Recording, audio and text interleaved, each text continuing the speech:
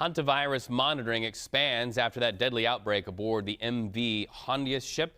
The ship now heads to Spain, where the vessel anchors until health leaders evaluate nearly 150 passengers still on board. Now, from there, those passengers will be evacuated to their home countries.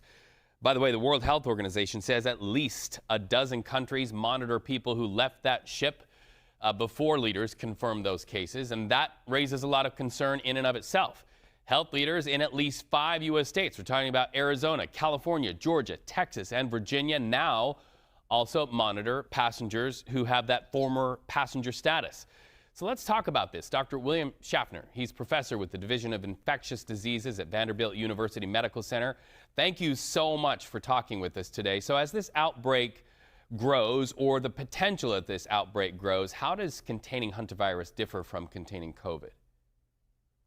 Well, the hantavirus, Reed, is not as readily transmissible from person to person as is either COVID or influenza.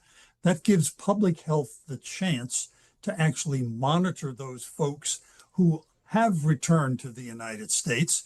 A person who has no symptoms cannot transmit this virus.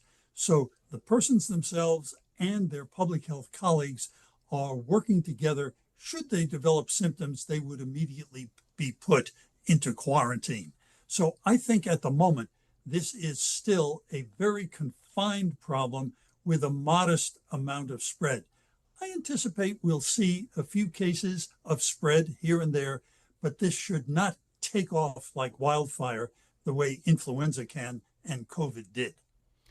However, the conversation is taking off like wildfire online. You could argue that the conversation, even the word hantavirus, is viral today. So as a doctor and as somebody who lived through the COVID era, and we saw the conversation take off like wildfire online, what is your word for people as they go online and they start to put their feelings online and spread information that may or may not be true?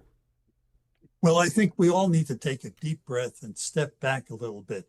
It would help if we had sustained, clear communication that came from the CDC.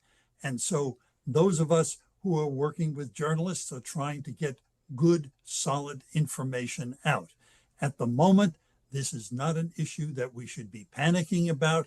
The risk to the average person in the United States is close to nil.